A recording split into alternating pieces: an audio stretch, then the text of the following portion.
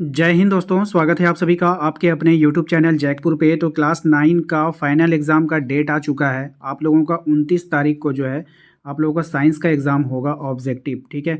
और यहाँ से आप लोगों को बता देना चाहता हूँ कि ज़्यादातर सवाल जो आप लोग के मॉडल क्वेश्चन पेपर से ही पूछा जाता है। तो ये इसका पहला पार्ट होगा, यानी सेट 1 होगा। आप लोग इसको देखिएगा, इसमें 40 क्वेश्चन हम आपको करा रहे हैं, सभी मोस्ट इंपॉर्टेंट है, मॉडल प्रश्न पत्र से पूछा जाएगा और झारखंड बोर्ड का ये क्वेश्चन है। तो ध्यान से इसको देख कर जाना है, वीडियो को ज़रा सा भी स्किप नहीं कीजिएगा। और हाँ, चैनल पे पहली बार आएँ तो सब्सक्राइब जरूर कर लीजिएगा, घंटी वाले आइकन को जरूर प्रेस कीजिएगा ताकि आने वाली हर एक वीडियो का नोटिफिकेशन आपके मोबाइल पे जाता रहे। तो चलिए शुरू करते हैं। और एक काम कीजिएगा, अगर आप लोग इस वीडियोस को 100 लाइक कर दोगे, ठीक है, सब लोग वीडियो को लाइक करोगे, अगर 100 लाइक कर दोगे तो आप लोगों के लिए डेली वीडियोज़ अब आने लगेगा, ठीक है। चलिए शुरू करते हैं हम आज का सवाल। सबसे पहले सवाल पे ध्यान दीजिएगा, कह रहा है कि एक वस्तु आर त्रिज्या के वृत्ताकार पथ पे घूम रही है। आधे वृत्त के बाद उसका विस्थापन कहाँ पे हो जाएगा, ये आपको बतानी है, ठीक है। 0 होगा, पाई आर होगा, 2r हो जाएगा। तो यहाँ पे क्या हो जाएगा, 2r हो जाएगा। देखिए एक वृत्त होता है, अब ये आधे वृत्त पे घूम रही है, आधे वृत्त पे घूमने के बाद यहाँ आ गई, तो अब इसका जो क्या हो जाएगा, विस्थापन यहाँ था, यहाँ से अब यहाँ तक हो गया। तो यहाँ पे क्या, ये आर होता है और ये भी क्या होता है, आर होता है। तो आर आर मिल के कितना हो जाएगा, 2r ही होगा ना। तो ऑप्शन नंबर सी इसका राइट आंसर हो जाएगा। क्वेश्चन नंबर 2 पे आइए। क्वेश्चन नंबर 2 में देखिए कहा गया है कि वेग में प्रति सेकंड परिवर्तन की दर क्या कहलाता है। तो वेग में प्रति सेकंड परिवर्तन की दर को हम लोग क्या बोलते हैं, त्वरण बोलते हैं। ऑप्शन डी इसका यहाँ पे सही जवाब हो जाएगा। क्वेश्चन नंबर 3 पे आइए। क्वेश्चन नंबर 3 में कह रहा है निम्न में से किसकी एसआई मात्रक जो होता है मीटर प्रति सेकंड स्क्वायर होता है। तो किसकी इकाई होती है ये आपको बतानी है। तो राइट आंसर हो जाएगा आपका त्वरण की इकाई होती है मीटर प्रति सेकंड। ऑप्शन नंबर बी इसका यहाँ पे सही जवाब हो जाएगा। तो मीटर प्रति सेकंड स्क्वायर जो इकाई होता है वो किसका होता है, तो वो होता है आपका त्वरण का होता है। ऑप्शन नंबर बी इसका यहाँ पे सही जवाब हो जाएगा। इस बात को आप लोगों को ध्यान में रखनी है, ठीक है। चलिए अगले सवाल पे आते हैं। अगले सवाल में आपसे पूछा गया है कि दूरी समय ग्राफ का ढलान किसका मान बताता है। ये काफ़ी अच्छा सवाल है और काफ़ी टफ भी होता है। तो ये वेग को दर्शाता है। ऑप्शन सी यहाँ पे इसका सही जवाब हो जाएगा। सभी सवाल इंपॉर्टेंट होंगे, याद रखिएगा। अब मेरा सवाल नहीं है, ये सब जेसीईआरटी का आप लोग लोगो भी देख पा रहे हैं, ये सब मॉडल क्वेश्चन पेपर का सवाल है। तो आप लोगों को अच्छे से करके जाना है एग्जाम में। अगले सवाल पे आइए। क्वेश्चन नंबर 5 में कहा जा रहा है कि न्यूटन का गति का प्रथम नियम किसकी परिभाषा मिलती है। तो न्यूटन गति के प्रथम नियम से जो परिभाषा मिलती है वो जड़त्व की परिभाषा मिलती है। ऑप्शन नंबर ए इसका यहाँ पे सही जवाब हो जाएगा, ठीक है। क्वेश्चन नंबर आइए 6 पे कहा जा रहा है किसी पिंड का जड़त्व निर्भर करता है। किसी पिंड का भी जो जड़त्व होगा वो किस पे निर्भर करेगा, तो वस्तु के द्रव्यमान पे निर्भर करता है। ऑप्शन नंबर बी इसका यहाँ पे सही जवाब हो जाएगा।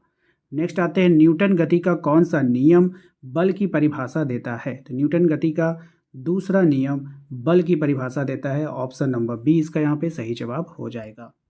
क्वेश्चन नंबर आते हैं हम लोग 8 पे। 10 मीटर प्रति सेकंड की गति से चलने वाला 0.5 किलोग्राम द्रव्यमान वाले पिंड का संवेग क्या हो जाएगा। तो राइट आंसर 0.5 केजी मीटर प्रति सेकंड स्क्वायर, ठीक है। ऑप्शन नंबर सी, ठीक है, याद रखना है आप सभी को।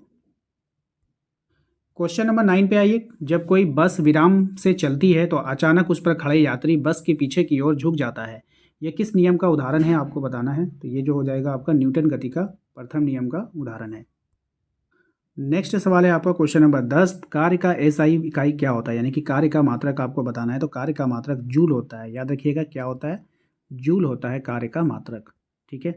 क्वेश्चन नंबर 10 की बात करें तो क्वेश्चन नंबर 10 में आपसे पूछा गया चंद्रमा पर किसी पिंड का द्रव्यमान 40 किलोग्राम है तो पृथ्वी पर इसका भार कितना होगा।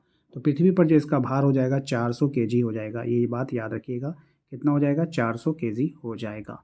चलिए अगले सवाल पे आते हैं। अगला सवाल देखिए क्या हमारा कह रहा है आपसे कि जब कोई पिंड कंपन करता है तो आसपास की हवा को संपीड़ित करता है और एक उच्च घनत्व क्षेत्र बनाता है जिसे डैश के रूप में जाना जाता है। तो इसको जाना जाता है आप लोग का संपीड़न के रूप में जाना जाता है, ठीक है। नेक्स्ट जो सवाल है हमारा उसमें पूछा गया आपसे कि वह घटना जहां उत्पन्न ध्वनि परावर्तन के कारण पुनः सुनाई पड़ता है क्या कहलाता है। तो ऐसी घटना को हम लोग क्या बोलते हैं, गूंज बोलते हैं। ऑप्शन नंबर सी हो गया है, ठीक है, इसका राइट आंसर। नेक्स्ट जो सवाल है उसमें कहा गया है कि निम्नलिखित में से किस पदार्थ में कणों के बीच आकर्षण बल सबसे कम होगा, यानी कि कौन से पदार्थ के बीच में आकर्षण बल सबसे कम होगा। तो कार्बन डाइऑक्साइड, क्योंकि ये गैस है और गैसों के बीच आप लोगों को पता है कि आकर्षण बल क्या होता है, कम होता है। क्वेश्चन नंबर अगर हम बात करें 15 की तो इसमें कहा जा रहा है आपसे किस तापमान पर ठोस और तरल दोनों अवस्था में पाए जाते हैं, यानी किस तापमान पर पानी जो होगा वो ठोस में भी पाया जाएगा और तरल में भी पाया जा सकता है। तो ऐसे तापमान होगा आपका 0 डिग्री सेल्सियस। ठीक है, ऑप्शन नंबर ए।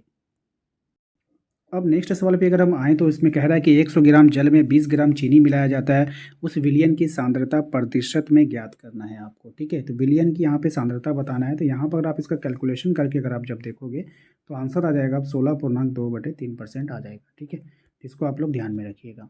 अगले सवाल पे आइए। अगले सवाल में कहा जा रहा है आपसे घनत्व का एसआई मात्रक क्या होता है। तो घनत्व का जो एसआई मात्रक होता है वो होता है आपका kg/मीटर, है ना, kg/मीटर। आप लोग याद रखिएगा, option number C.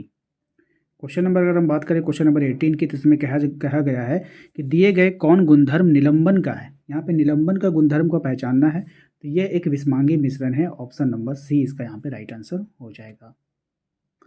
Question number 19 की बात करें तो कपूर और नमक के मिश्रण को किस विधि के द्वारा अलग करेंगे। तो कपूर और नमक के मिश्रण को जो हम लोग अलग करेंगे ऊर्ध्वपातन के द्वारा अलग करेंगे, ऑप्शन नंबर ए इसका यहाँ पे सही जवाब हो जाएगा। नेक्स्ट आते हैं द्रव्यमान संख्या बराबर होता है किसका, यहाँ पे ये आपको बतानी है।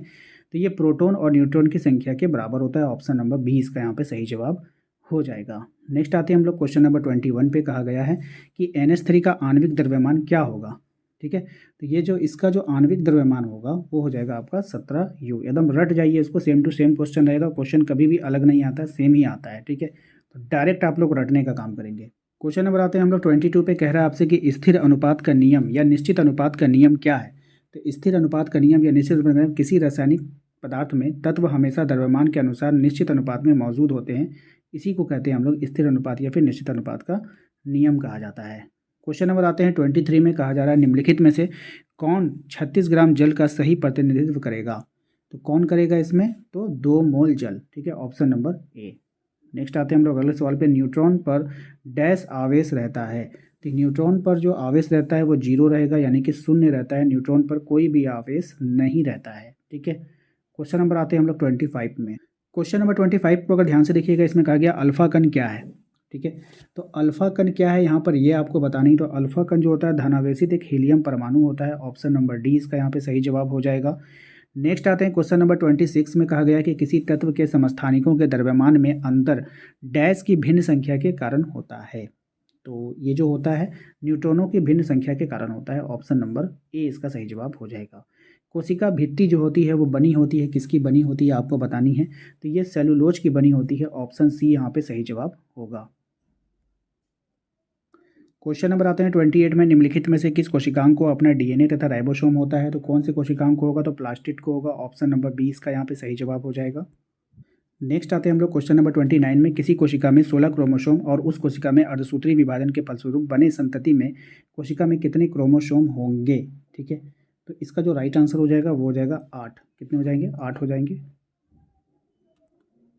नेक्स्ट जो सवाल है, दिया गया चित्र का ऊतक है, यानी कि कौन से ऊतक का ये चित्र दिया गया है यहाँ पर आपको पहचाननी। तो ये पैरेन्काइमा का ऊतक है, इसको आप लोगों को पहचान लेना है। ठीक है, क्वेश्चन नंबर आता है 31 में। बादाम का छिलका किस ऊतक का बना होता है। काफ़ी अच्छा सवाल है और कई बार एग्जाम में पूछा गया है। तो स्क्लेरेनकाइमा, ऑप्शन नंबर सी इसका यहाँ पे राइट आंसर हो जाएगा। क्वेश्चन नंबर आते हैं 32 में। इसमें कहा गया है कि मांसपेशियों को अस्थियों से जोड़ने वाले संयोजी ऊतक को क्या कहते हैं। तो इसका जो राइट आंसर हो जाएगा वो हो जाएगा ऑप्शन नंबर बी कंडरा। ठीक है, ऑप्शन नंबर बी हो जाएगा। नेक्स्ट आते हैं हम लोग क्वेश्चन नंबर 33 पे। कहा जा रहा है आपको जीवों के वर्गीकरण के लिए सर्वाधिक मूलभूत लक्षण क्या हो सकता है। तो इसके लिए जो सर्वाधिक मूलभूत लक्षण होगा वो हो जाएगा ऑप्शन नंबर बी उनकी कोशिका संरचना, ऑप्शन नंबर बी इसका यहाँ पे सही जवाब होगा। ठीक है, नेक्स्ट जो सवाल है, नीलहरी शैवाल किस वर्ग में आता है। ठीक है, नीलहरी शैवाल किस वर्ग में आता है। ऑप्शंस आपके पास है यहाँ पे, ध्यान से देखिएगा। तो इसमें हो जाएगा मोनेरा में आता है। किस में आता है, मोनेरा में आता है, ऑप्शन नंबर ए हो जाएगा। नेक्स्ट आइए क्वेश्चन नंबर 35 में। कह रहा है कि जंतु जगत का सबसे बड़ा संघ कौन सा होता है। तो जंतु जगत का जो सबसे बड़ा संघ होता है उसको कहते हैं हम लोग Arthropoda, option number B. Option number B इसका यहाँ पे सही जवाब हो जाएगा। अगले सवाल पर आइए। कहा जा रहा है आपसे दिए गए कौन से रोग वायरस से होते हैं। तो दिए गए कौन सा रोग जो होगा वो वायरस से होगा। तो कोरोना, कोरोना रोग किससे होता है, वायरस से होता है। क्वेश्चन नंबर आते हैं 37 में। कह रहा है संक्रामक रोग के उदाहरण कौन है। तो कौन यहाँ पे ऐसा रोग है जो संक्रामक है। तो ये क्षय रोग, यानी जिसको हम लोग अंग्रेजी में टीबी बोलते हैं, ये कैसा रोग है, एक संक्रामक रोग है, यानी एक दूसरे से फैलने वाली बीमारी है। नेक्स्ट जो सवाल है 38, इसमें कहा गया कि ग्रीन हाउस गैसें हैं। यहाँ पे ग्रीन हाउस गैस आपको पहचानना कौन है।